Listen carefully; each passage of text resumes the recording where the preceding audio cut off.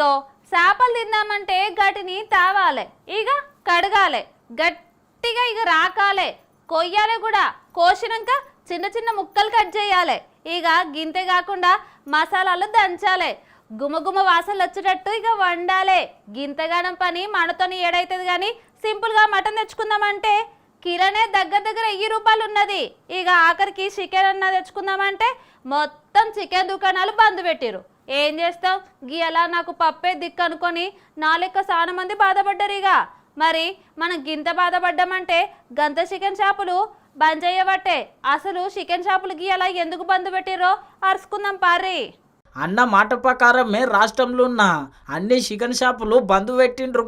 అల్లా ఎందుకో ఎరికే కదా, chicken shop అన్నలకు లాభం వస్తలేదు. మళ్ళా మీదున్నోళ్ళు కోళ్ళపారంలో కోళ్ళు అమ్మేటోళ్ళు ఎక్కువ ధరకు అమ్ముతున్నారు.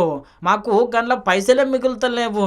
ఇంతకుముందు కిలో మీద 30-40 రూపాయలు మిలుగుతుండే, ఇప్పుడు 5 రూపాయలు కూడా మిలుగుతలేదు.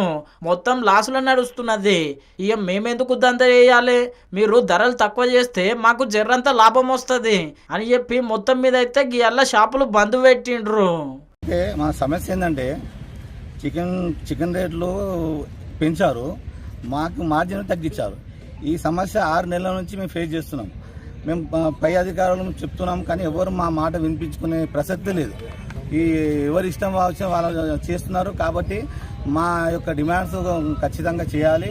ఇంకొకటి, మేము 6 నెలల నుంచి కూడా జేబు నుంచి ఖర్చు పెట్టి వర్కర్లకు రెంట్ కట్టడం కానీ ఇవన్నీ జరుగుతుంది. మేము వ్యాపారం నష్టం జరుగుతుంది.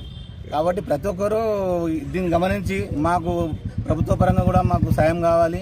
ఇక చికెన్ షాపు అన్నల బంధు అంతటా మంచిగానే నడిచింది. కానీ మన పట్నంలో ఎల్బీ నగర్లో ఒక అన్న దంద నడవాలి, పైసలు రావాలని చెప్పి చికెన్ షాపు తెరిచిండు.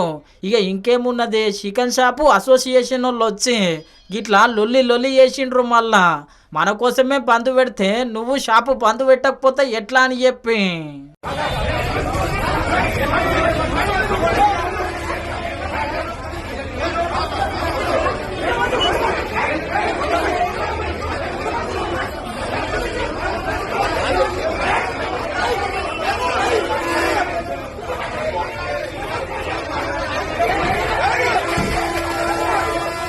చూసిరు కదా. మొత్తం మీద అయితే లొల్లి కాబట్టి ఇక అన్నోళ్ళ బంధు గిట్లుంటే చాలా మంది గీయల్ల ముక్క దొరకక మస్తు బాధపడ్డారు. మళ్ళా